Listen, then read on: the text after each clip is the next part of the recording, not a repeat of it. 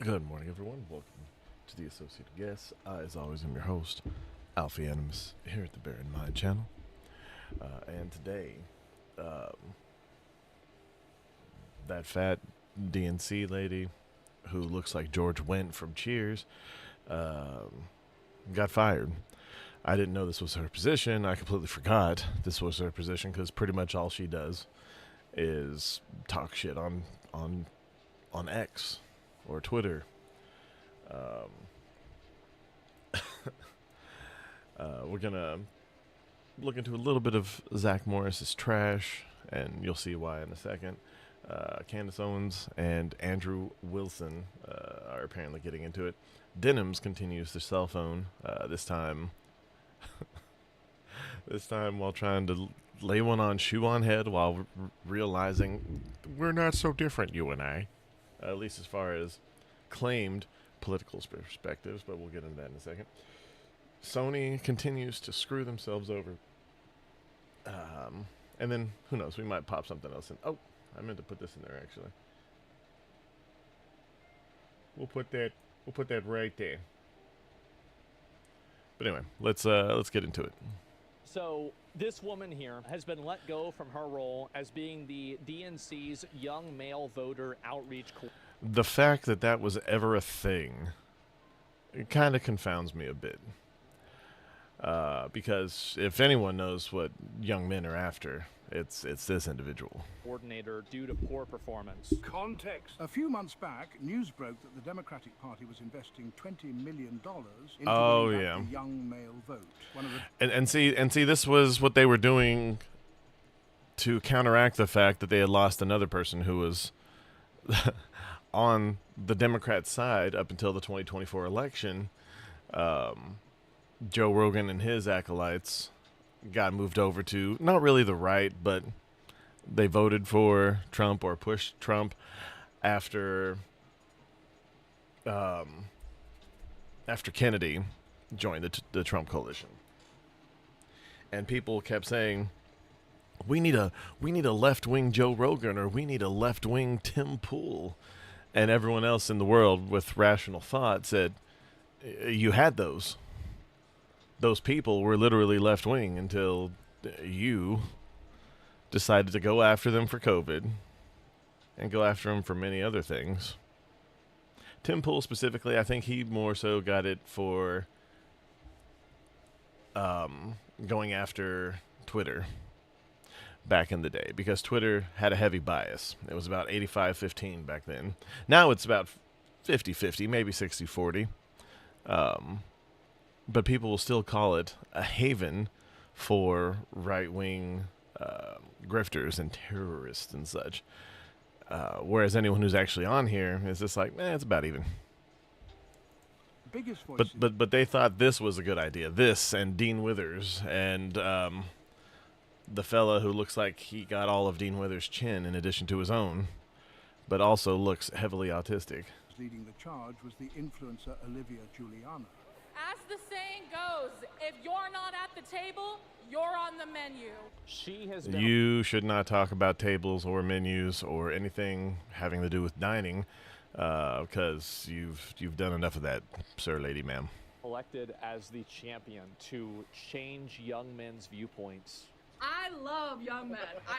I love frat guys. Even the ones that identify as conservative are It kind of sounded like she said fried. almost always pro-choice. You'd be surprised at the number of them who supported Black Lives Matter. If you actually talk to a young guy about how he feels about immigration, am I allowed to cuss on this? Yeah, of course. Yeah, they don't give a shit. They don't give a shit about immigration. They absolutely care. They're the ones that are the most affected by it. What are you talking about? And before they start calling Asmund a Nazi. You think we should open the borders and bring in a lot of low-wage workers, bring in all kinds of people who work for $2 or $3, and make everybody in America poor? Then you're doing away with the concept of a nation state. And I don't think there's any country in the world which believes in that. I don't believe in that. See, and this is the thing. Most of these people, they held completely different policy prescriptions for most of these 5 or 10 years ago. Even Bernie Sanders was against this kind of immigration. Now it seems to be, I don't know. There's a lot of thought when it comes to why they're doing this. Replacement being one of them among right-wing circles. I don't think it's so much replacement as domination, maybe, but I don't know. It just seems a little convenient that everyone has flipped on this on the left. There is no room for more nuanced thought, except for the one person with a damaged brain who seems like he's basically kind of the opposite of if you ever watched Star Wars, was it Clone Wars, where they had the chips that would activate for Order 66, and the one guy, his went off early and made everything much more obvious. That's the thing. I think it's kind of the opposite with Fetterman. It feels like his chip just isn't working in the opposite way, to where he's the only one that didn't get converted, or he got de-chipped like Rex did at the end of the finale for Clone Wars. It's kind of weird. The frame of reference of this is so fucking off. And she's getting they need to give me $40 million. Actually, just give me 10. Despite the DNC allocating $20 million to the effort, Juliana failed to tip the scale after... Well, I mean, she's tipped several scales, but... Sorry, this is the wording people are using for this girl. But this $20 million effort to figure out why males, specifically straight white males, but males in general also, are going away from the DNC, is kind of like a long time ago there was some funding, and they were doing a research as to why prisoners wanted to escape from prison. I mean, for like $20 they could have asked anybody, even people who had never been, just based off what they've seen from TV shows like Oz and shit. But this is one of those things, like, it's for everyone except for the people asking the question, super obvious. But we're going to spend all kinds of money, and most of this was probably a food budget. For 3 months. Either way, if Democrats want men to vote just for them, don't understand then they have to stop promoting positions and programs for things that are directly at men's expense. What is this? A person who identifies as a turtle advises the state of that Oregon the same on person? the best practices for mental health. Hello, everybody. It's JD, turtle and pronouns.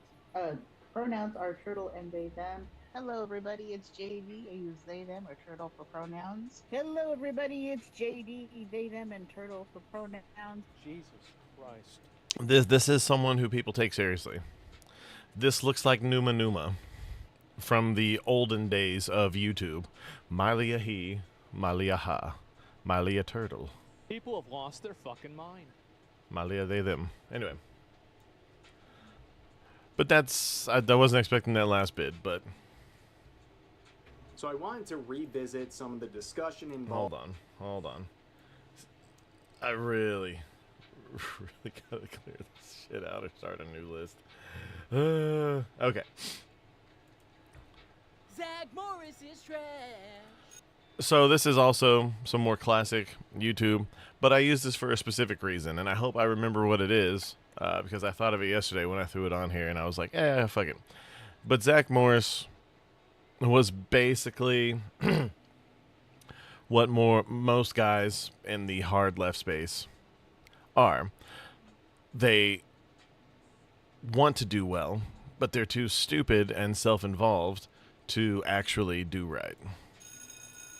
Principal Belding calls the students into his office to pick a senior class community service project. I love these things. Zach shows up late because he was stealing a kid's breakfast and sexually harassing his first girl of the day. Tori suggests a teen line where youths can anonymously call in with their problems. The only rules: never ask a caller for their last name, never ask for their home numbers, and never ask to meet up with them. So naturally, Zach ignores all of that shit immediately. The very first call Zach gets is from a girl he decides must be hot because of her voice. He asks her last name, where she lives, and asks her out on a date. When Zach shows up for the date at the Max on tablecloth day, I guess, because I've never seen tablecloths in this place before or since, he discovers she's in a wheelchair. He handles the situation with class and grace by saying, "Whoa, You're in a wheelchair. Zach then asked the thoughtful and sensitive questions. Why didn't you tell me you're in a wheelchair? And do you mind if I ask You sounded how? taller. Which are two great questions to ask anyone in a wheelchair the first time you meet them. Melissa tells Zach she was just born this way, and his answer is, I'm really sorry. Zach introduces Melissa to the gang with a casual opener. Melissa's handicapped, but she's really comfortable with it, so let's get over it, okay? And this is what most people who try to do, who are the most vocal about a lot of these issues, is because they see a shortcoming in themselves. And they push on all these things because they themselves have a problem with it. And they think that because they have a problem with a lot of these things, that everyone else must too. And, to some extent, at least in their immediate friend group, it could be true. But as we see here, nah. Later invites Melissa to volunteer at the teen line. Zach tells her she can watch him in action, presumably the action of trying to coerce more troubled kids who sound hot into meeting up for a cheeseburger and a hand job. Melissa helps a girl with real advice about body image and accepting herself, and Zach remarks, even though she's handicapped, she gave Kathy perfect advice. Yep, Melissa, that face is the correct response. Pretty much. Zach asks her on another date that she for some reason agrees to. Zach tells the movie theater manager to call the cops on someone who parked in the handicapped space, then complains that Melissa shouldn't have to pay full price for a ticket if she... As you can see, this is the being more pissed off than the people actually affected side of leftist Antifa types. She's not even using one of their seats. When the movie starts, he asks the guy in front of Melissa to please slump down because my date is in a wheelchair. Yup, Melissa, once again, that's the right face. Belding tells everyone the bad news that the school budget's been Melissa's cut, a great so actress. no more teen line for Zach to prey upon vulnerable peers. But instead of letting this disaster quietly go away, Zach organizes a charity wheelchair basketball game in what looks like the saddest gym of all time. Everything is going, okay, not great, but fine, until Zach gives a speech at the end of the game. I want another round of applause for the real star of today's game, the only one who has to be in a wheelchair all the time, Melissa Donahue. Come on, guys. I love how all of her friends look horrified, but this is basically how it is. It's clout chasing. You seem like you want to help other people, but you really just want people to look at you while you appear to do things out of some kind of nobility when it's clout chasing and self-aggrandizement. Melissa face strikes again. Melissa tells Zach he's a jerk. Zach stumbles through a half-assed apology that Melissa accepts, and they kind of suggest they might start dating now. Only we never see Melissa again, so who knows what happened there. Probably fucking killed herself. Let's review. Zach Morris abused his mandatory community service role at an anonymous teen helpline to lure an emotionally vulnerable girl into a date, then proceeded to make her feel bad about being in a wheelchair every single chance he got, including in front of every single person at school. Zach Morris is trash. Yeah, Zach Morris is in fact trash. Just in case you guys didn't know. But like I said, not as relevant as I thought it would have been when I put it on here. But still, more or less, that basically is it in a nutshell. We offered Candace Owens, I offered her $300K. Must. Yes to everything. So if USA wants to claim me as one of them, okay, great. Because she's not going to do it anyway. Andrew Wilson, and it's Andy and Candy. Ah. So he was back on Joe Rogan, Andy and and I Candy. highly recommend you go check out the whole episode. They had a lot of fun together. They covered a wide range. I do need to watch that. This is three, I'm not a huge Wilson I'm not a big appearances, Andrew really, Wilson like the fan, last- like at all. He makes a couple of good points, as a lot of guys in that sphere do. They have like 2, maybe 3 good points each, and then the rest of it is mostly just them smoking cigars and laughing at people, which can be fun. It's like watching people get arrested. You know, some of them, it's like, oh, what a sad story. And then some of them were like, oh, yeah, that motherfucker deserved that shit. But let's continue. Quarter. There was Andrew Wilson, then Rachel Wilson, and then Andrew again. So and I say this because everyone kind of sees this one portion because there's a show and then there are clips. They covered AI. They talked about philosophy, religion. They talked about online discourse. And then, of course, what everyone picks up on, and I get it, is the Andy and Candy potential debate, which I think everyone or most people would like to see. Right. But have you noticed, like, the flat earthers have fleets of people who will debate their stances? Like, fleets of them. who are like, we can't wait to debate with you on the flat earth. It's like, on the other side, though, in this particular conspiracy, you can't get these people to debate their positions. Like, who won't debate their positions? We offered Candace Owens, I offered her $300,000 to do a debate. I was like, we'll give you $300,000. What is her position? What does she think happened? She thinks that Israel worked in conjunction with TPUSA and Erica Kirk to murder Charlie. Based on what? Well, that's mostly bullshit. It's the million-dollar question. Nothing. Okay. So, and just to be clear, and I don't do this for all these. It ends up being, in my opinion, kind of spectacle. And I think Andrew understands that. Yeah. I was offered to debate Candace Owens. It was $30,000 a piece from some third-party debate con or something. I said, sure. And then they said, well, Candace said no. I said, well, she can have mine. I'll do it for free. And then we offered to do it on the show. When she called me out, implied that I was a Fed. No response yet. I'm not going to do it back and forth with a bunch of different terms. And you fly here, and we just like, look, we know how to do this. We're all adults. We used to do this all the time. We don't need to change all the rules. Candace, however, decided to respond to Andrew's challenge and seemed to put in some ultra specifics. For everyone who was like me and legitimately did not know who this man was 5 minutes ago, Andrew Wilson apparently had a presence in the manosphere debating feminists. Oh, pause. First of all, keep in mind, her husband, who she married after meeting once, is like best friends with the Tates. What are we talking about here? Oh, some manosphere guy. Look, yeah, I get it. The manosphere people are jokes. With, like, again, 2 or 3 decent points, and those are the ones that get clipped and get them all the clickety-clicks after that. But for the most part, it's just a bunch of the same shit. It's the same shtick as the Instagram thoughts that they claim to be against. It's just, hey, I have something to offer you that you won't really get anything out of. Pay me monthly. And you can get that thing, whether it's titties or how to pick yourself up or whatever. Either way, digital titties are not titties. They're just on the internet. You're still going to be the same sad sack, and you really can't get anything to help you from the red pill manosphere, quote unquote, people, ever. And I'm talking about the actual manosphere type people, not people like Joe Rogan that kind of get thrown in there just because they're dudes that work out. But yeah, you can't really get anything for these people. All you can do is send them money so they can continue to live lives that you'll probably never live and probably wouldn't want to. Just for nothing other than emptying your bank account out. And it's fucking stupid. You didn't know manosphere, apparently? Didn't you write a book called Make Him a Sandwich? And didn't you... Also that. And that whole thing was solely based off something that I think Anthony Mackie said on some, like, View type show. Or one of those shows. About expectations and such. And it was pretty well put when Anthony Mackie said. And then he got swallowed by the Hollywood machine. But then this. So, didn't you describe that book as Why Real Women Don't Need Fake Feminism? Or fake hair. Did you just do no research? Because here's the thing. You could say, I work in, I don't know, I'm a nautical engineer, whatever it is. I work in aerospace technologies. I've never heard of Andrew Wilson.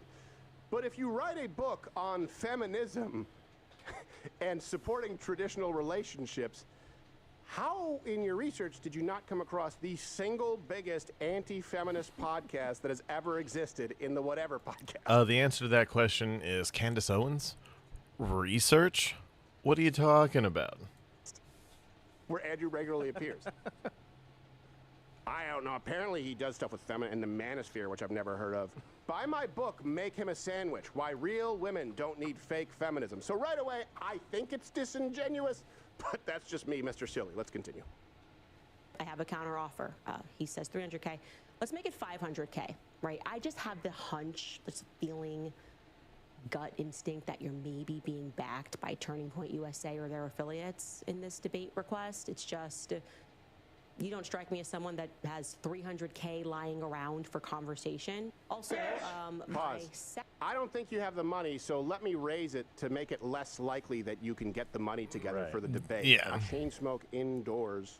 Oops. He smoking around me to pause and allow you to search for any evidence. Oops, if you sorry. fancy a debate face-to-face, your second counter off. I think you have the money, so let me raise it Sorry, I to hit make a it button. less likely that you can get the money together for the debate. I really want to do it. Keep playing.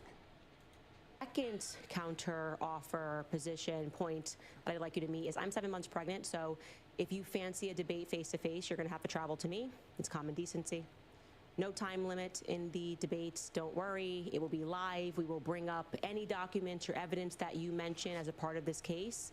Keep in mind, the last time that she was pregnant, all she ever did in any kind of quote-unquote debate was just say, "You're a fucking idiot. I'm way too pregnant for this man." Like, that's literally all she did.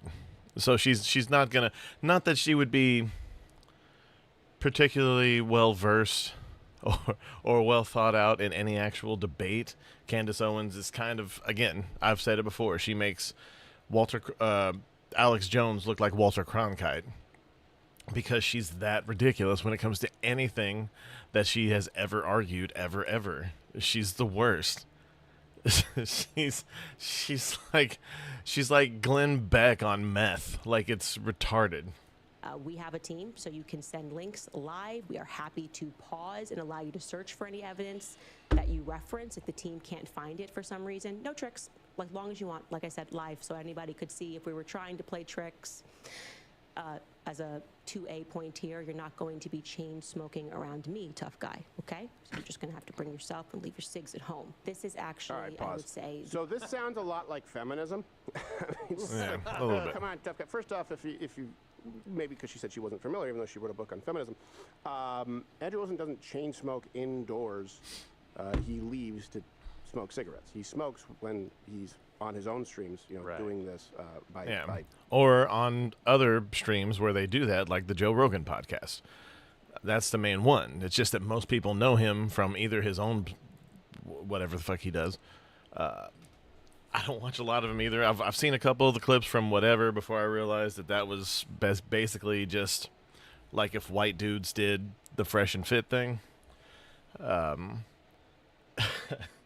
And his bits were interesting, but he never really did anything profound on there. Most of his good stuff has come from other venues. And I have seen him, have a couple of pretty interesting debates. I think with that, not Ben Shapiro, Brian Shapiro, that guy.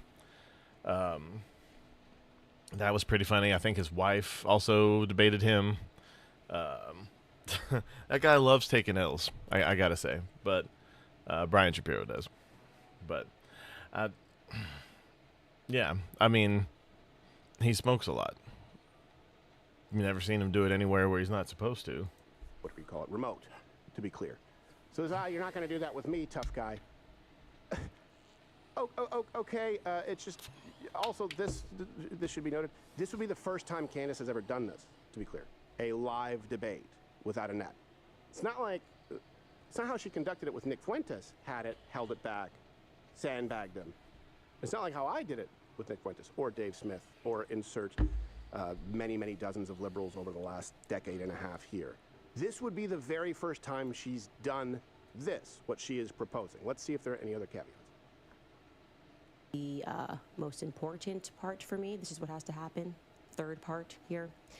Either Blake Neff or Andrew Colvett or Erica Kirk must publicly claim you first, meaning they must say that they are sending you in to debate on their behalf regarding the Charlie Kirk case.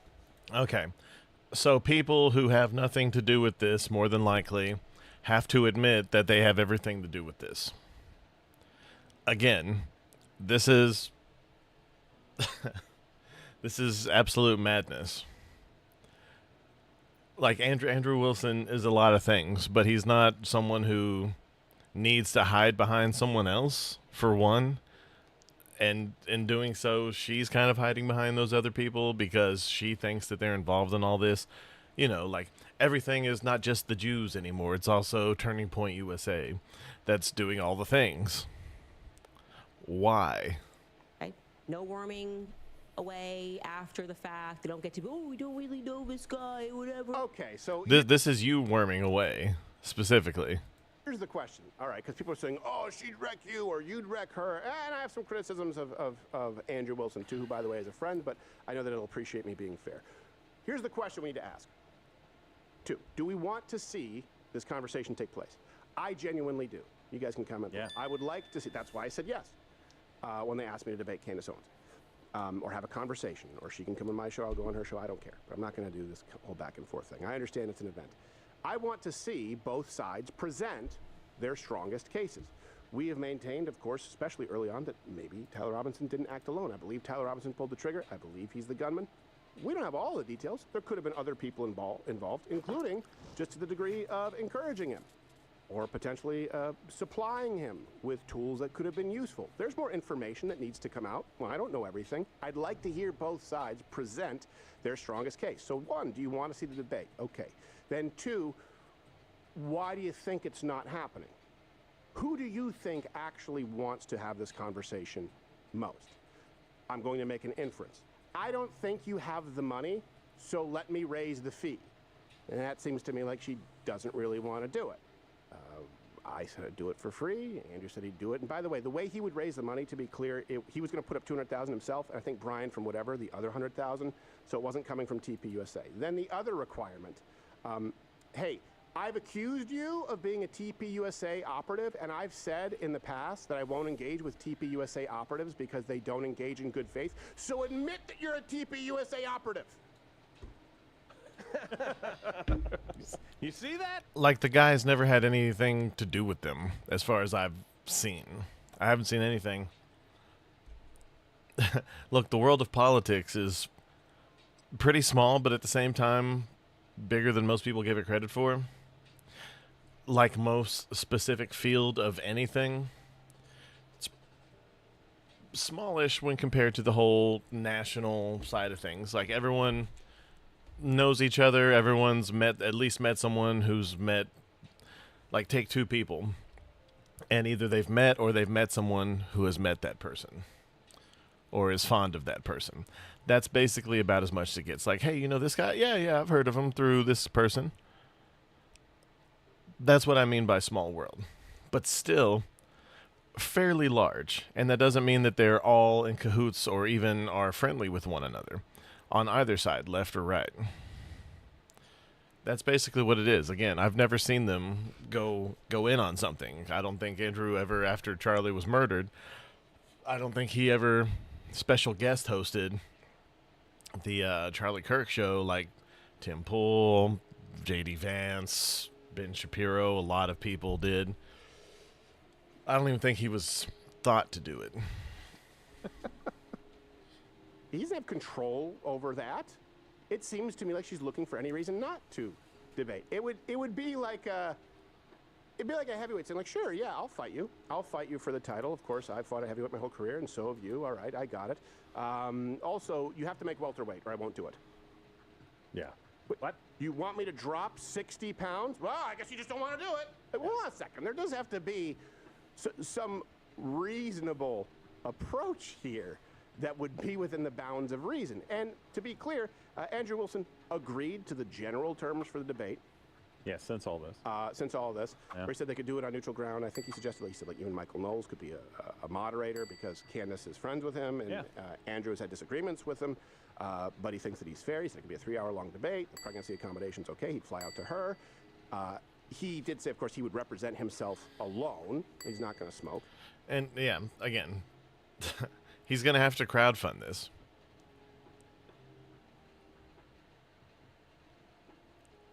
Is that...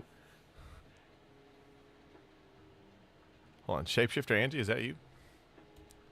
He can't have TPUSA declare him as a representative because he's not. That would be a lie. I know that he did one piece of contract work for them, and he was very open about it. So if he doesn't do that, she won't have the debate, and if he does it, he's effectively lying. Yeah. I even make it easier. We'll just do it remote. Yeah. Like, what's the problem here? And by the way, I wouldn't ask you to go out to Tyler Robinson and get him to go, yeah, Candace is representing me. He's like, that doesn't make any sense. Well, I think he also said now we'll crowdfund like $1 million so we can each get $500,000. And here's the one thing, my one criticism for Andrew Wilson is if I were talking to him, if I was him, I would just say yes to everything. I would just say, okay, sure, yeah, yes to everything. And if TPUSA wants to claim me as one of them, okay, great. Because she's not going to do it anyway. She's not going to show up. She's really not going to do it. How am I making that inference? Because she never has. It would be the first time. So I understand the response from Andrew. My approach would have just been, okay, sure, cool, all of it. She's going to find a reason to not do it. Yeah. So with someone like her who grifts and lies and changes her story and refuses to engage in good faith conversation, is there an end point to any of this that you can see? Or does it just keep going in perpetuity? Well, the end point is going to be self-induced. That's what's going to happen. She'll either self-destruct or she'll pull like an Oprah and reinvent herself and start a book club at another network, and she could be very effective with that. I don't know, but as far as being seen as legitimate, hey, it's okay, Yunuka. Good luck on your test, bub.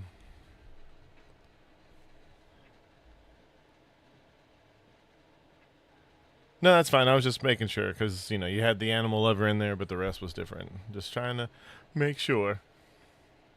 Legitimate voice or a credible voice on any issue of politics as she used to be. I mean, it's going to be death by 1,000 cuts, and it's going to be cuts from herself.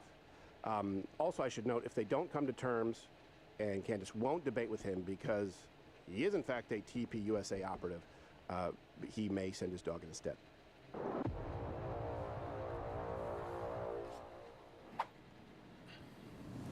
What the fuck?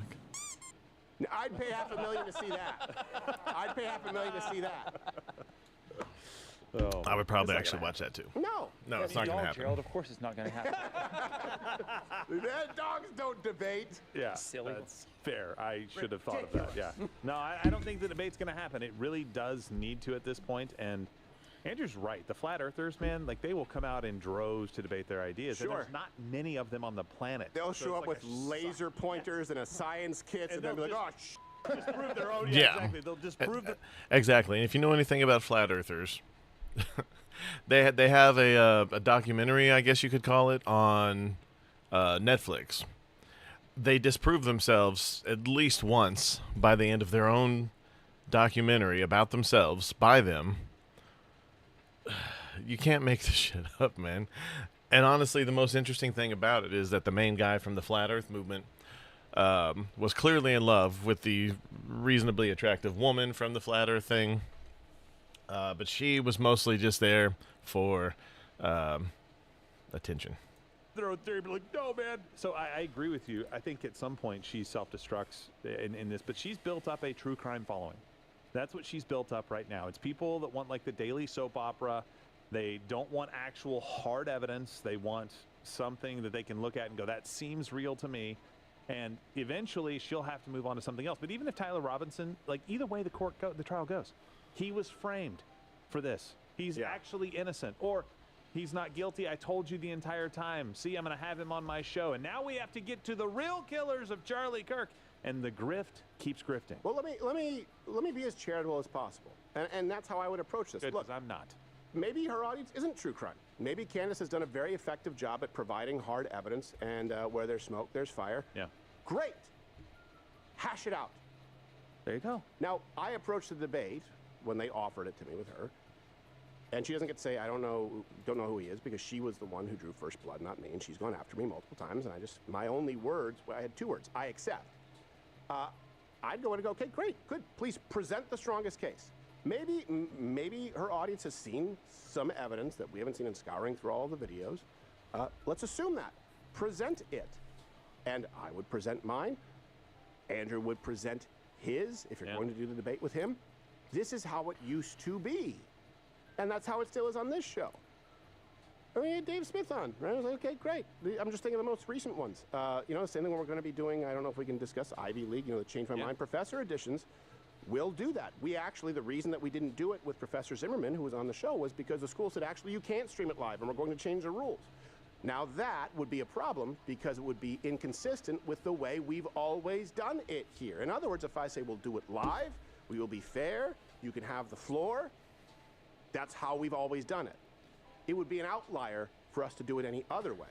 In this case, it would be an outlier for Candace. It would be the first time she's ever done anything like this, and it would be incumbent upon her to make it happen. So I ask you, do you want to see this debate, or do you want to see the debate, hey, if not Andrew, if he's not a worthy adversary, who? Who would you like to see a conversation and or debate between Candace Owens and any opposing voice that you deem to be most qualified? Pick one. Would you like to see that conversation? Okay. Who is the roadblock to that happening? Candace. That is very telling, 100%. in my opinion. And that's very different from the way that we put it. It's also why, I'm just like, ugh, I don't want to. Because she doesn't know anything. All she knows is insults. Like, she had a debate with Blair White way back when they were first kind of getting started on the conservative side of things, on Dave Rubin's little show.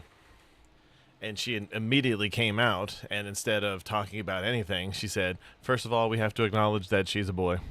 She's a man. She has a penis. Instead of saying, hi, how are you? It's nice to meet you, Blair. Or even debating anything. Like, the fuck?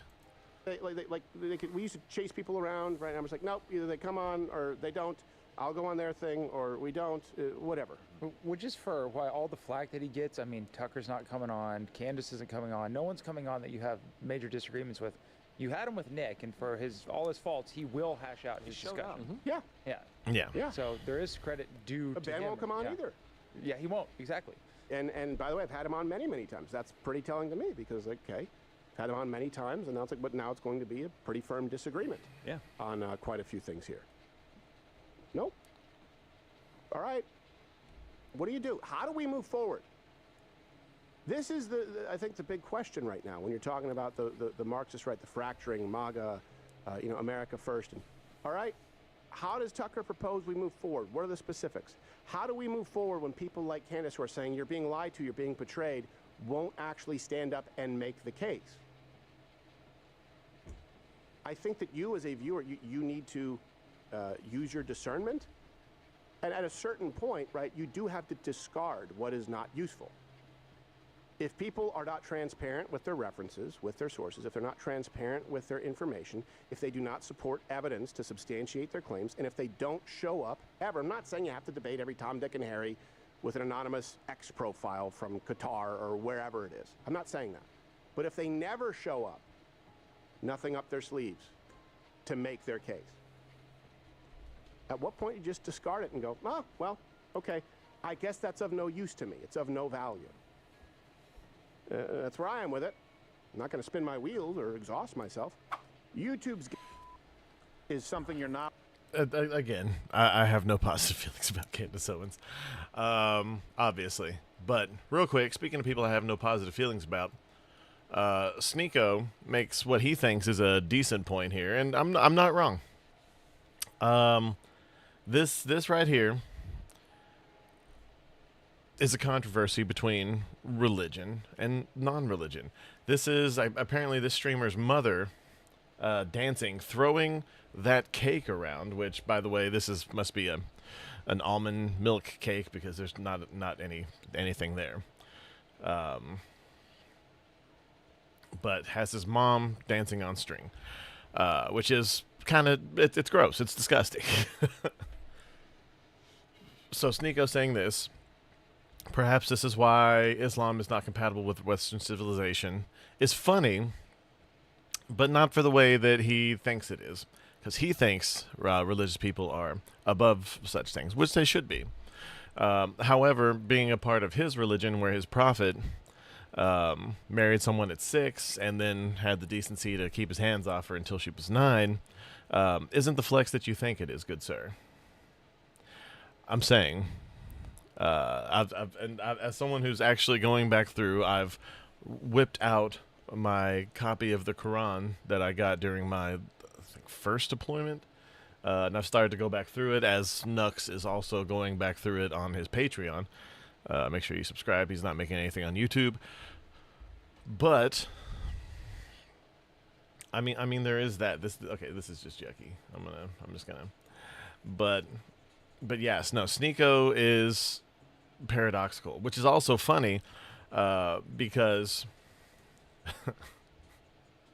I mean, just considering Sneeko now always jumps on people who were his friends like 10 minutes ago. And the people, and considering that he joined Islam to impress Andrew Tate, who had also converted to Islam.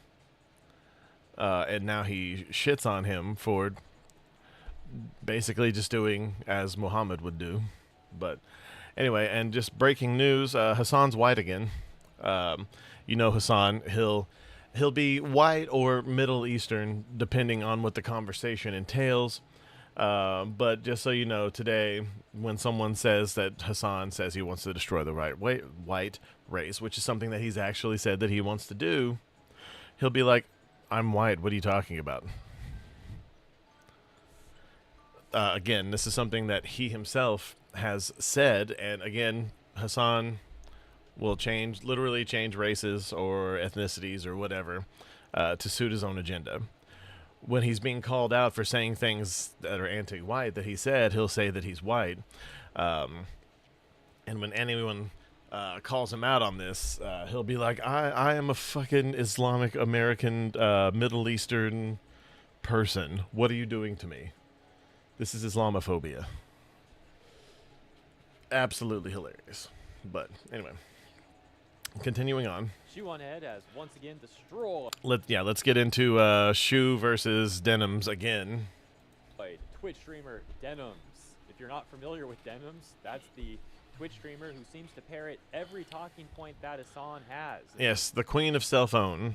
Someone who, while Hassan isn't the most articulate person in the world, Denims,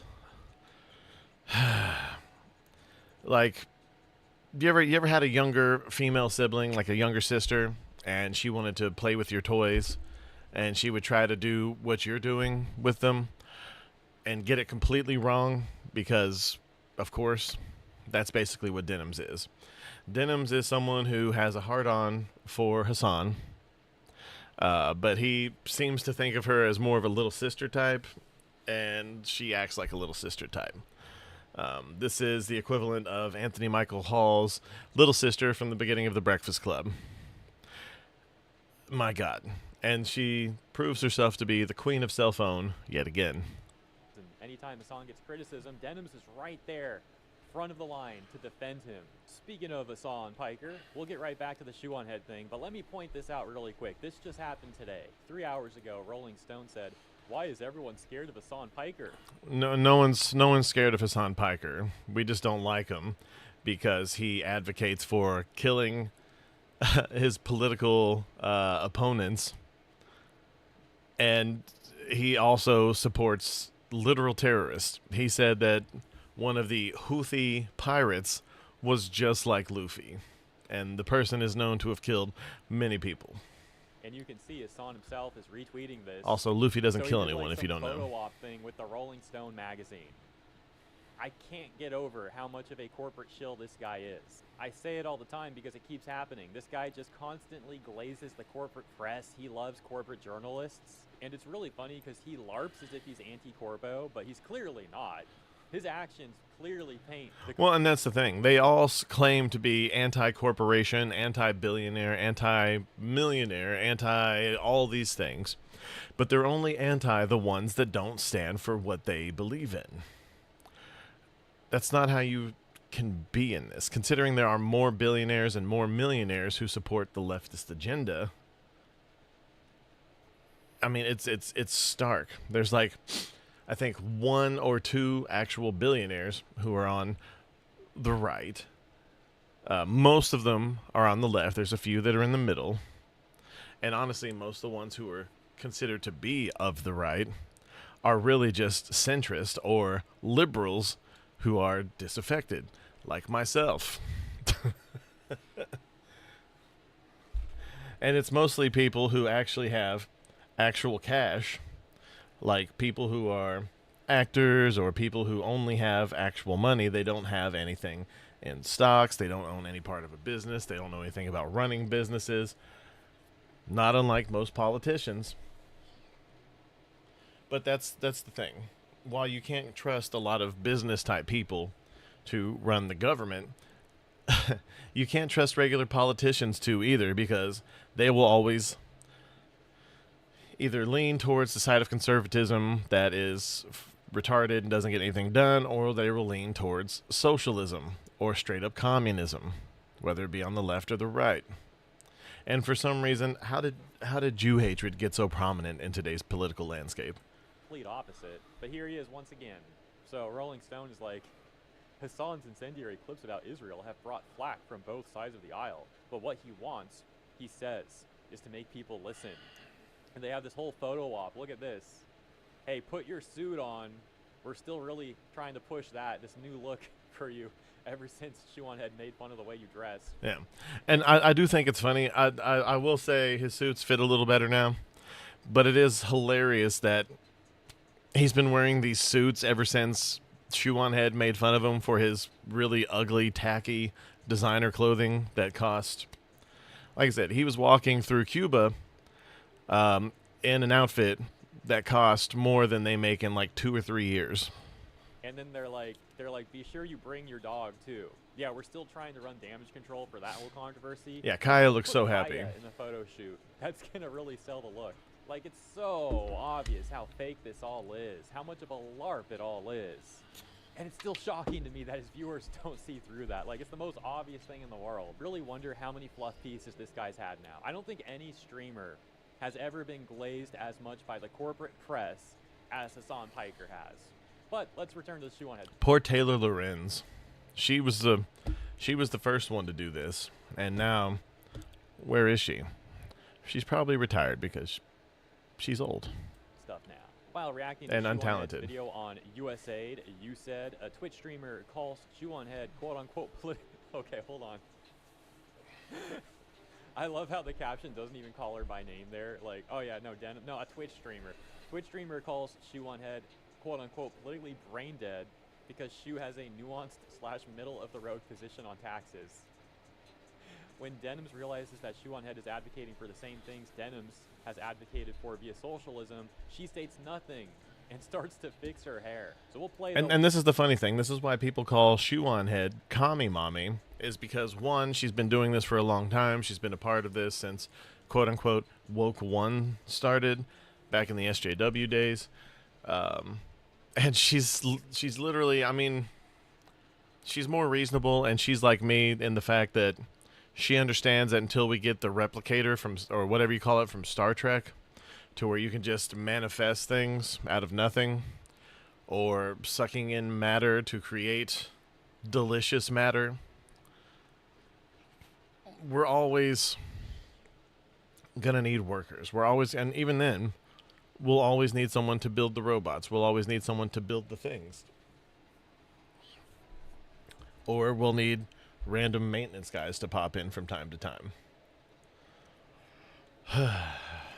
1 minute and 45-second long clip, and then we'll, okay, I had to pause for a second. I'm laughing because I've already seen the clip, and there's like a 20-second moment of dead air, so I should have made that caveat. Let me rephrase all that really quick. We'll play the 1 minute and 45-second long clip, and I'll speak over the dead air that you'll see, or like fast forward that, because there's like 20 seconds as mentioned where you can see Denims is trying so hard to come up with like some witty commentary, and it's just sad to watch. It's like, bro, she's struggling. And so then my point is, after we play the clip, I'll take a look at Shuan Head's actual response here as well, and we'll take a look at that. So let's get started. So Donald Trump and Elon Musk created the Department of Government Efficiency, aka Doge. Get it? Like the Reddit meme from 2012? Ew. Epic bacon, my fellow memers. Honestly, who am I to talk about dead memes? My username is Shuanhead. So Doge's supposed goal seems to be cutting useless spending the government is making us pay taxes on. Now, I have very mixed feelings about taxes. From each... And here we get the aforementioned around 20 seconds of dead air as Denims really tries to come up with something witty. She can't let Shuan Head have that one. And the funny thing is, I don't think Denims actually believes these things. I just think she tries to think of what Hassan Daddy has said for the most part. Denims is the queen of cell phone. She's currently, well, she's about to say something really stupid. So But yeah, but no, I don't think that she actually believes these things because, again, about what, five or so years ago, she believed in the complete opposite, and she was against people like Hassan Piker and this and that, but it wasn't popular at the time and probably almost got her banned. So she completely flipped around, not unlike Candace Owens did in the other direction, before she flipped back around to halfway in between. No, she's got to come up with something, and she's trying really hard. That's just all being politically brain dead. The irony is not lost on me that she's more accurately describing herself. But the funny thing is, Shu hadn't said anything worth having that reaction to yet. Let's go back just a little bit. Something witty. Now, I have very mixed feelings about taxes. From each. And here we get the aforementioned come up with something witty. She can't let Shu on Ed have that one. No, she's got to come up. And the funny thing is, he didn't pause it so he could say this while she, and then unpaused it. He literally is talking in real time in the amount of time that it takes her to think of even this very nothing burger statement to say. With something, and she's trying really hard. That's just all being politically brain dead. The irony is not lost on me that she's more accurately describing herself. Good job, Denims. Real win right there. Real dub. Changing your positions every 2 seconds and pretending like you can ascribe to every single political position is just being called politically stupid. And again, Shuan Head has changed her views on things slightly over time. As she's grown, she's gotten older, she's gotten more experienced, she's talked to more people, but she hasn't really changed all that much, which is why I still find her commentary really good. She appeals to people on both sides, mostly the center left, the center, and the center right. And then every now and then you'll have people like Nux pop in and be like, oh yeah, no, base take, or watch them eat themselves, can't you hear the screaming? Also, Denims has said this exact same thing about Shu on Head before. If I recall, it was during the video that Shu on Head made in collaboration with Smug Elena, JK, I got it right this time, Smug Alana, alright? Smug Alana. Maybe it wasn't that one though. It was either the Smug Alana collaboration or the video that Shu on Head made shortly before that one, which was the video about Pragmata and Capcom and the reactions, the very bizarre reactions that Hassan Piker and, you know, people like Hassan Piker gave to Pragmata, where they were upset that gamers had the audacity to talk about wanting to start a family. They were offended by that. It was extremely weird stuff. Yeah. Either way, one of those videos, Denims was saying something like, yeah, Shu on Head, she's always changing her political positions. And, like, not really. I think Shu on Head, you know, she used to be further left. Now she's not as far left as she used to be, but she's still not even, like, center. She still leans left. Yeah. But to Denims, you know, she can't fathom that. No. If you're not as far left as they are, if you're not a part of the hive mind, then it's just incomprehensible to them. After Denims spent that excessive amount of time trying to come up with that invigorating commentary, she unpaused Shu on Head, and that takes us to the remainder of the clip. According to his ability, to each according to his needs. Taxation is theft! The tree of liberty will be refreshed with the blood of tyrants!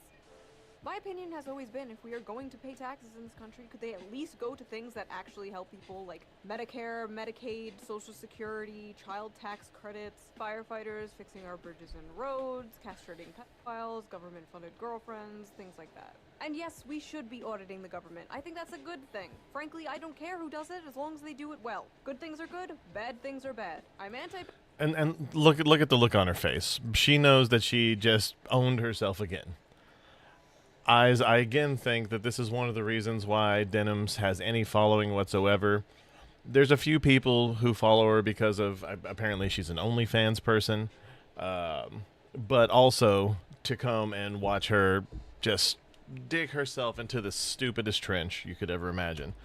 Let's go back just a little bit. Girlfriends, things like that. Look and at yes, this. We should be auditing the government. I think that's a good Look thing. at- Frankly, look at- I don't care who does it as long as they do it well. Good things are good, bad things are bad. I'm anti-bad things, pro-good things.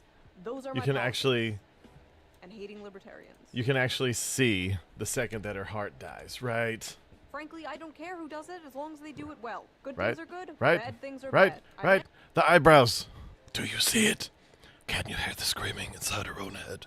Anti-bad things, pro-good things. Those are my politics. And hating libertarians. Just kidding, I love libertarians. I get along great with them. As long as we don't talk about child labor. Anyway, Doge got straight to work, firing government workers and basically hiring my Twitter mutuals. The way Shoe on Head is just having fun talking about this stuff, and Denims just looks, dude, she just looks pressed. She looks so insecure, it's crazy. She looks like she just ate some Taco Bell lettuce within the last month. There's this really funny similarity with Denims and Hassan, with how they're both like completely idiots, insecure when it comes to Shoe on Head. Like Shoe on Head mocks the way that Hassan dresses. He completely changes his entire wardrobe after that. And then Denims has Shoe on Head on stream, you know, reacting to her video on stream rather. I mean, and she clearly got her ideas for eyeliner from people like Shoe on Head. I mean, come on. She's just like unable to even talk. Instead, all she's doing is trying to fix her hair as she angrily glares into the camera. Shoe on Head then saw the tweet, watched the clip, and posted this, writing, "They all do this. They pause before I make a point/joke, epically pwn me on pause. I actually end up making a point that they agree with. They say nothing. LMFAO, I can make a compilation of this." We got Kirsha Verstappen. I would actually saying, like to see that. "Please make this compilation." Yes. But of course, Shoe on Head making that simple post talking about how she could make a compilation. Well, even that has upset the terminally online viewers of Denims, and probably also of Hassan. So we got comments like this, quote unquote, epically own me. This ain't 2012 anymore, you impred redacted. Dude, she said pwn, not own. You didn't even get the word right. And this rage tweet that reads, "I genuinely don't know how she gets away with all her BS. All her BS. And it's her pointing out that Denims made a bad point, and or no point, and saying that she can make a compilation of it. How would And then also she gets the new iteration of Jean Grey. Spoilers, yes, it's Jean Grey in the new Spider-Man movie. Who actively maims and kills people. And then it's just okay because the movie says so by the end. Again, I like the new Spider-Man movie. I think it's probably definitely top 5 of Spider-Man movies. I would put it definitely after Spider-Man 2. Definitely after Into the Spider-Verse. I would probably have it intermingled somewhere with the original Spider-Man movie and the Spider-Verse sequel, Beyond or whatever, across whichever one it was. The second one. It's probably interchangeable with those. And then in 6th place, of course, No Way Home. Why is that so upsetting? Why are you so mad about that? That's crazy. That is a crazy overreaction. And then they're like, conservative men cannot find her that attractive. As if, you know, the only people that watch Shoe on Head are conservative men, which obviously that's not true either. That is massive cope. Anyways, that is the latest. Let me know what you think about the Shoe on Head denim stuff and also the Hassan Rolling Stone stuff. That nothing too huge here, but let's move on to something similar. Another dipshit completely owning themselves. Let's get into it with the Critical Drinker, shall we? We've all done things we'd rather forget. Like, there was this one night in Aberdeen when we were drinking pints of Advocat, and my mate Neil somehow managed to get with a midget stripper at one end and a ridiculous amounts of coleslaw. And he's like, "Shoot him, you idiot." Honestly thought we'd never get that whole dug, man. Wait, you're gonna edit that stuff out later, right? Okay, good. Anyway, what the hell was I talking about? Oh, I mean, yeah, I've been there. Stuff we'd rather forget. And when it comes to Marvel, there's one show in particular they'd much rather we all forgot. And that show is She-Hulk, Attorney at Law. I agree. Oh, Sam I mean, Neill. who can Sam blame them, Neill. really? It was an absolutely disastrous attempt at a legal comedy with feminist overtones made by people with no understanding of the legal system who are to Funny thing is, I'm pretty sure these are the actual writers for this show here. what the quartering is to personal integrity. But hey, at least it got those all-important feminist talking points in there, right? Well, here's the thing, Bruce. I'm great at controlling my anger. Oh, shut up, you tart! I do it pretty much every day because if I don't, I will get called emotional. You are a wally, you really are. Or difficult, or I might just literally get murdered. You give Because you and all your friends have literally been murdered recently, right? my arse an headache. So I'm an expert at controlling my anger because I do it infinitely more than you. Oh, shut up, you tart. It was a Which is funny considering she got mad just in the middle of that sentence. And if you've seen the show, which I drug myself through it, it felt like being drugged. Getting hooked by a massive hook like the one used by the guy from I Know What You Did Last Summer and dragged across asphalt and glass. At least just my brain. It was awful. But she was very angry throughout all of it. And she said that she's been through so much more than Bruce Banner, someone who lost the love of his life and was chased after by her father, who was also in charge of a lot of the military during most of the Avengers Marvel Universe, MCU. And has no one, has been being chased by the government. Lost the love of his life twice. Went to another world. Has been conflicting with this giant beast that lives within him. Absolute stupidity. The show that set out to preemptively attack its own fan base for not liking it on the genius assumption that they would. And by the way, the bad guy for the season was a Doomcock stand-in. Dislike it for attacking its fan base, thus creating a perfect feedback loop of retarded self-destruction. As it turns out, though, it didn't pay off for them, and the show was so wildly unpopular that Marvel had to... And she's a pretty good actress. If you've ever watched Orphan Black or any of the very few things that she's been in, she's a pretty talented actress. She's pretty good at this kind of thing.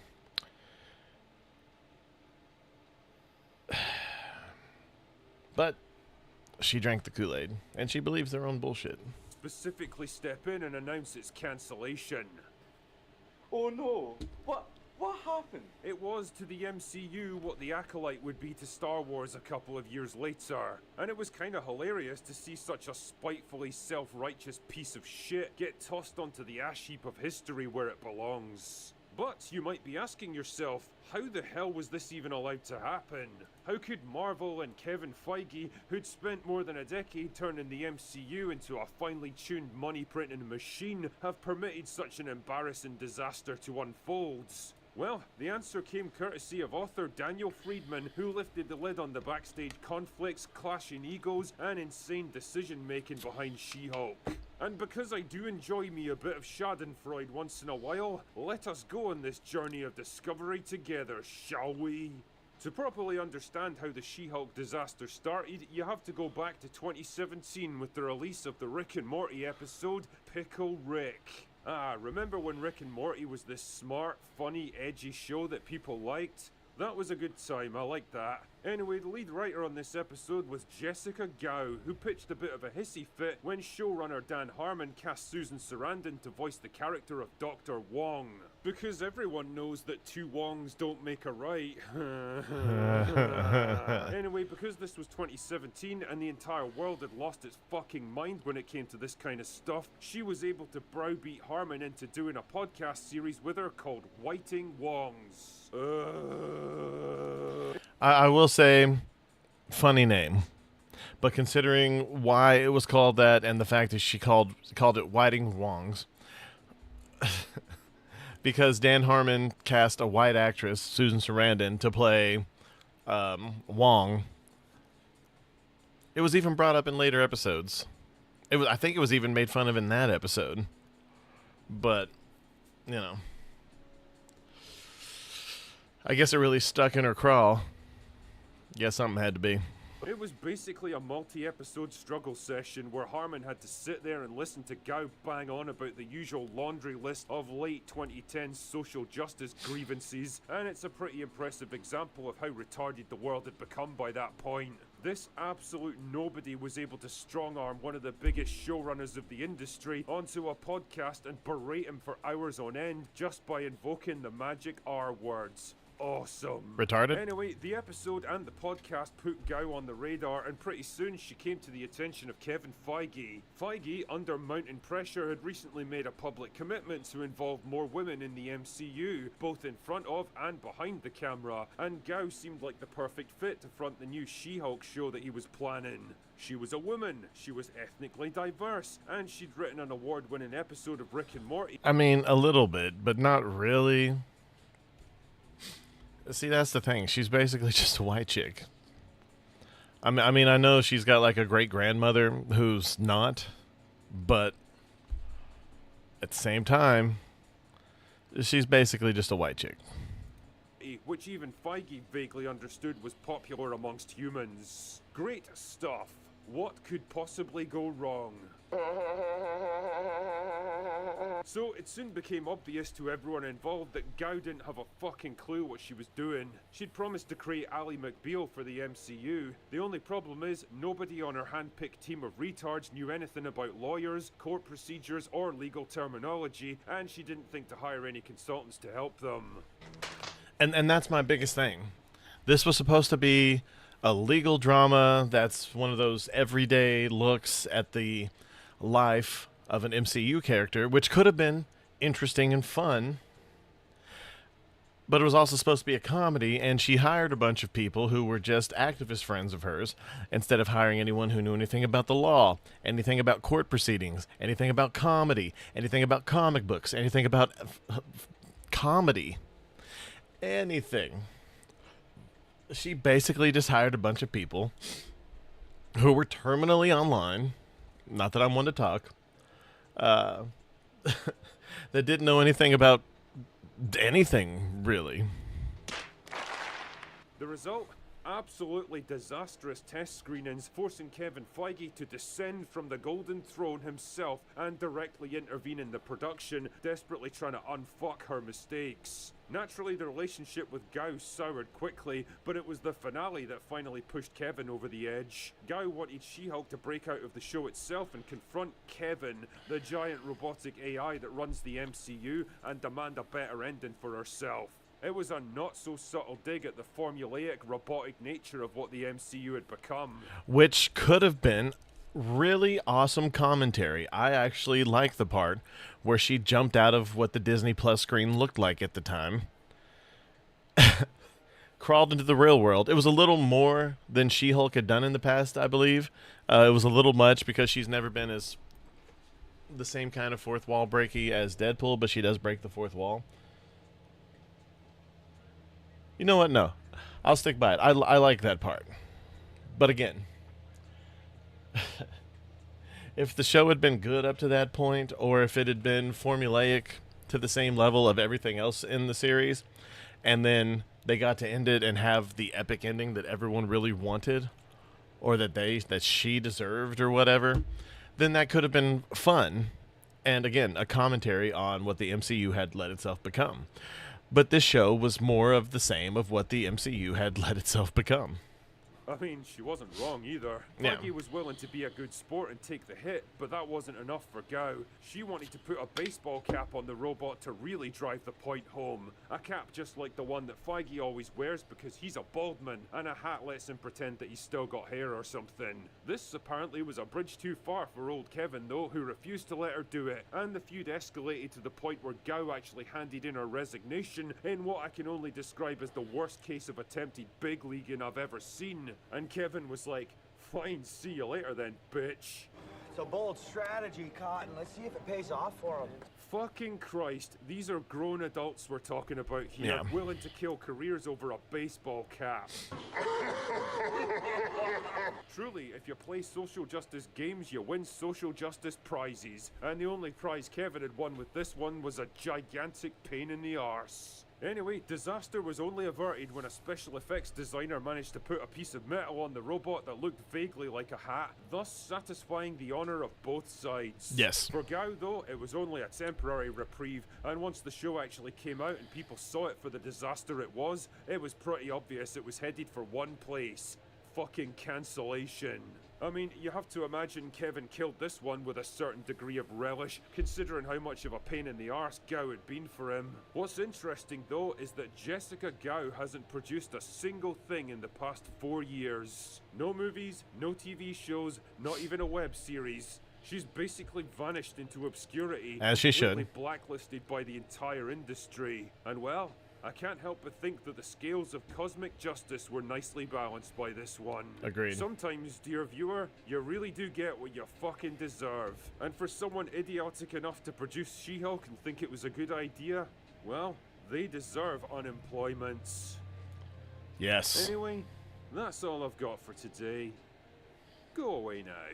And that's the thing. A lot of people love She-Hulk. I mean, going all the way back to like Family Guy, it's a reference to how much people like the kind of people that Chris Griffin is based off of, as far as their appearance and basic overweight teenager-ish isms, whatever. She-Hulk is one of the favorites. Because guys like a strong woman. I mean, it's just true. That's if it wasn't true, then things like The Fifth Element or the Resident Evil series as it became in the movies with Mila Jovovich, or She-Hulk comics, or a lot of these things wouldn't go anywhere. You need the male fan base to make a lot of these things successful, even the things specifically geared towards women, unless you get something like the Barbie movie. But even then, most people either made it an event to go out with their girlfriends or took their boyfriends or husbands or whatever. And I think a lot of people, guys went to go see, was it Oppenheimer? And the girls went to go see Barbie that weekend. It was one of the few double feature weekends that I can remember since the Grindhouse movie with Tarantino and Robert Rodriguez. But anyway, PlayStation has done a great job at infuriating their... So we're going to get into a little bit of this. We're not going to watch the whole thing. We're just going to get the gist of it. But I feel it's worth mentioning because PlayStation has been on a downward trend lately, just like Xbox of 10 years ago. And I think it's kind of hilarious. Customers over the past few weeks, and it doesn't look like they are going to be stopping anytime soon. We know that them killing off physical media has led to major backlash. They don't really care because they want the maximum amount of profits possible, and now we know that Sony is looking to bring more ads to PlayStation, and fans won't like it. I have a few different things to show off, but before I get into the topic, if you enjoy the content I create, check out the links in the description, join the community in my live streams, and consider supporting through Patreon or YouTube memberships. Now, their customers obviously understand that they need to make money. That is why a lot of people don't complain when prices go up a little bit, or you have a game that has microtransactions that don't affect the actual gameplay and maybe they're just cosmetics, and it's why some people are okay with subscription services popping up so often because they figure, meh, it will keep costs lower for customers overall, and subscription services are optional. But they just continue to push the limits, and people are ready to snap. People are freaking out over all of the terrible moves that they have been making, and they just do not care that they are forcing people away from their ecosystem, and that they... Well, and it's because, look, most people who have Nintendos, like the Switch 2, either have a gaming PC or a PlayStation. Most. There are people who just buy Xboxes for some reason. I'll never know. But for the most part, anyone who has a PlayStation usually also has a gaming PC or also usually has a Switch. I have both, but I haven't bought a PlayStation since the PlayStation 4 Pro because the 5 was too hard to get a hold of and it was too expensive, and it's only gone up in price. And now the 6 is going to be even more retarded. And I'm not here for that. They are forcing people really to not buy their experiences anymore. We already know that the next generation of consoles are going to be extremely expensive. I wouldn't be surprised if the standard AAA game prices go up. We know that Grand Theft Auto 6 is going to be $80 standard. I think a lot of other companies are really going to push this, and we aren't even taking into consideration now that we have to deal with a lot of surveillance. At the end of the year or the beginning of next year, it is being reported that they are going to start forcing identification measures onto people. You are going to have to add your credit card into their system or take a picture of your face or your ID. You're going to have to prove who you are, prove that you are an adult. They use the excuse that it is to protect the children and to protect users, but we all know that it is about power and control and monitoring people, and all of these different factors are going to push people away. So it says Sony may be looking at ways to incorporate ads from non-endemic brands. Baron just posted a minute ago about Kamala Harris. Huh? I'm Baron. Console as the company increasingly looks for ways to maximize profits. So Digiday spotted a series of tomorrow or the next day, I think he posted Act 3 finally. New job listings posted last month by the platform holder, which imply it's looking to explore If you're talking new about Don P. advertising Bongwater. opportunities across the PlayStation ecosystem, and you could not trust them to add in advertisements in a way that does not feel intrusive. You cannot expect them to actually add these adverts. I mean, the funny thing is, I do look a lot like Tectone. A little less now that I've kind of fallen off on working out, and he has not. If I could do this for a living, I'd probably have time to do it too. But I'm gonna get back into shape. But I look a lot like Tectone in real life. I would say probably 10% more handsome. Advertisements, especially once I start working out onto again. The home screens and the dashboards and even in experiences that are acceptable. You just have to assume at this point that they are going to push as many ads as possible, as quickly as possible, to make as much money as possible. They have done nothing to deserve our blind faith or blind support, so at this point we just have to assume they are going to do everything in the worst way possible, because they most likely are going to.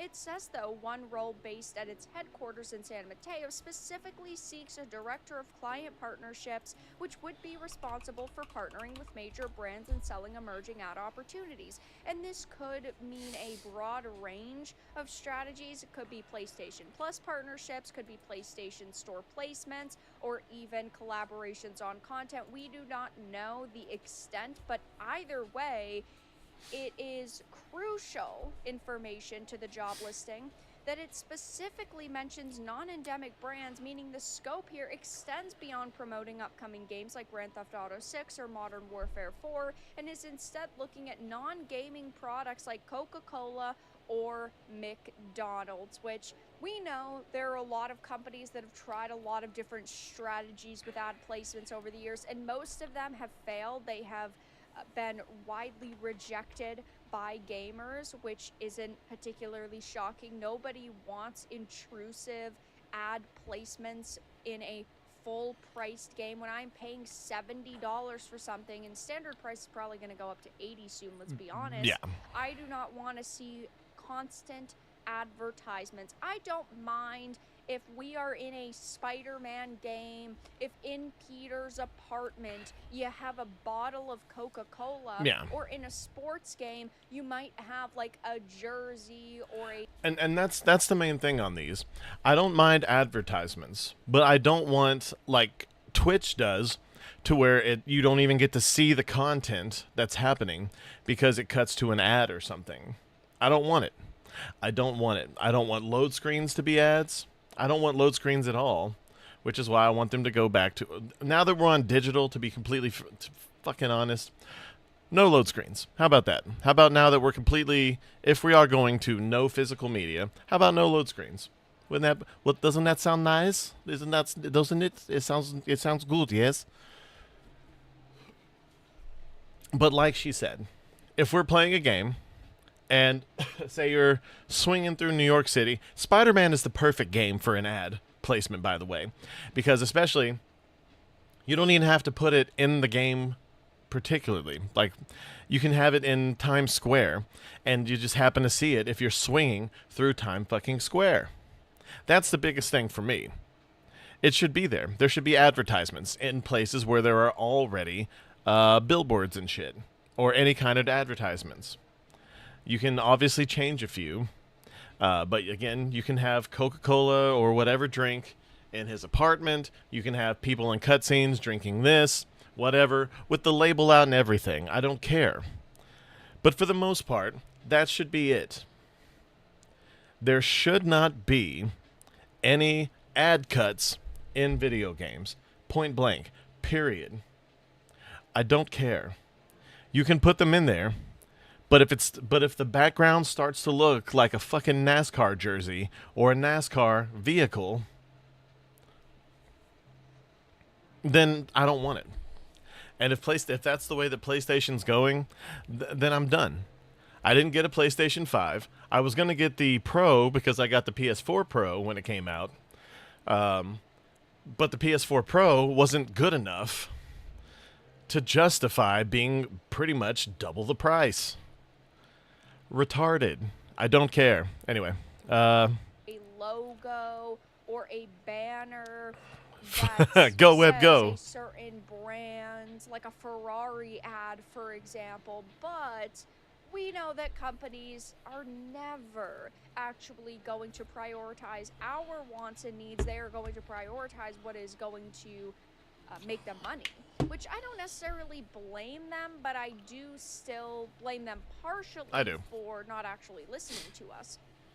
Over the years, we have seen many terrible situations when it comes to advertisements, and you have Ubisoft blaming technical errors for showing up pop-up ads in Assassin's Creed. They said that it was a technical error, but that still means that they had it programmed that way, and there were still plans for them to fly, seeing as it was programmed that way. But Ubisoft blamed a technical error for a full-screen pop-up ad that appeared in Odyssey. Reddit users said that they spotted I'm gonna make a video on this. This is ridiculous. We watched 15 seconds of this. So Kamala Harris is currently panicking because Donald Trump wants to push the Save America Act. And what the Save America Act is a system to where when you go to vote, you must either have your birth certificate, your driver's license, or your passport to vote. I think that's perfectly fine. Why? You need your license to drive, to drink, buy cigarettes. Shit, go into an R-rated movie. I think requiring certification of who you are when it comes to voting for the president of our country is pretty reasonable. Or voting for anybody in our country. Why are we doing this? Well, it was currently released that China had put into America over 260,000 fake votes in order to enact their agenda to get Biden to run the United States. Why do they want that? Because Joe Biden was a joke. They want to weaken us. They have already done this with propaganda on our short-form attention span content. I would rather not imagine if she won. Which brainwashes more people to support things like BLM or trans rights. And so now Kamala Harris is freaking out because they want voter identification. And she thinks that's a bad thing. Wonder why that is. It's like she's running for president. And they're trying to also pose this as if Donald Trump wants this so it can save his term. Brother, he's already in. The Save America Act wouldn't even go into effect until after the midterms regardless. To my knowledge, could be mistaken. But it's not like Donald Trump is trying to run for a third term, which in reality, he probably is the only president in America to ever win 4 times and only run twice. But these people, they're just deceitful. He means 3 times. Liars. They want to take advantage of places like California, which is all just a bunch of illegal immigrants faking votes repeatedly to push in candidates who won't punish illegal immigrants, to weaken us, completely destroy our country as a whole, and allow these criminals to cross our borders because they don't actually care about the security. They just care about enacting their agenda and making America worse because they're most likely just paid off by other countries to destroy us from the inside. Let's look at what Kamala Harris says about Donald Trump and the Save America Act. I don't know, guys. Let me know what you think. Do you think you should need to prove that you're an American citizen to vote? I think, obviously, yes. This president is trying to push this SAVE Act, which basically would require that for people to register to vote, you're going to have proof of who you are through a passport, which a lot of Americans don't have. Why would you not have a passport? Or a Because I never travel outside the country, therefore I don't need a passport. And I will say, the one thing that it does piss me off, the real ID, quote unquote, that most driver's licenses, and I'm pretty sure most states have gotten through by now, don't verify that you're a citizen. So I do understand that. However, it's a small price to pay to make sure that our elections are good, are solid. And I will say it is more than a driver's license, but we should make driver's licenses to show that you are a citizen, the same way we do the real ID. We should verify that you're a citizen, and if it's not a citizen driver's license, then we should have other ones for people who are coming here from outside the country, whether it be for because they work here for politics or for business or whatever. They should have a separate kind of driver's license, one that is easily distinguishable from the regular real ID. But this would take a long time to implement, because we always do the dumbest fucking thing in the world first, and then we do what we should have done, or we just leave it because we're too lazy or stupid to switch it out for what we probably should have done in the first place. A birth certificate, same point. Why would you, as an American, not have a driver's license, a birth certificate, or a passport? Were you not born in America? Oh! I will say, when the real ID became a thing, I did have to order my birth certificate because my parents are awful. But I have it, and now I have it on hand for any time I ever need to use it. I have it in an envelope with all of my important things that I need to take for all of the important things, whether it be updating my driver's license or whatever. Do you not get how brainwashed you have to be to fall for some dipshit like Kamala Harris? Like, think about how low IQ you must have to actually be on this woman's side. I don't know why we want to protect illegal immigrants more than our own people, but for some reason, liberals and Democrats just love the idea. Oh, the United States birth rate's declining? Oh, well, let's bring in a bunch of immigrants to rape our women. Oh, that'll really fix it. This is disgusting. This is disgusting rhetoric being pushed. Obstacles to make it difficult for you to register to vote. I really am dumbfounded that I still have to come to the floor and have this debate with anybody in this chamber. I'm one of the newest senators. I just got to Washington last year on behalf of the great free state of Florida. And I fought like heck to protect that state during challenges this nation had never faced before, and we did it. We're now one of the most successful states, with one of the states with the most secure elections. And you better be darn sure I'm going to do that here as a United States Senator on behalf of all Americans. It shouldn't be controversial. It is not complicated. It is a basic safeguard of our republic that ensures our government remains truly of, by, and for the American people. Obviously. From the beginning, the founders... You should be fucking furious as an American citizen where your vote as someone who loves this country and wants the betterment for this country holds the same weight as an illegal immigrant who seeks to destroy us. Why in the fuck do our votes count the same? As someone who lives here and wants to make this place better versus parasites who cross our border and want to destroy us from the inside. Understood the importance of fiercely protecting our elections. Framers like Alexander Hamilton knew that our laws and our systems should reflect the will of the American people and no one else. And so Americans must be able to trust that their elections are not corrupted or skewed or nullified by non-citizens voting or ineligible persons voting. questions about election integrity are not new. I agree. And by the way, a country that cannot believe in its own voting system is on the verge of having a civil war. And I promise all of these libtards as well, you do not want to fight us at all.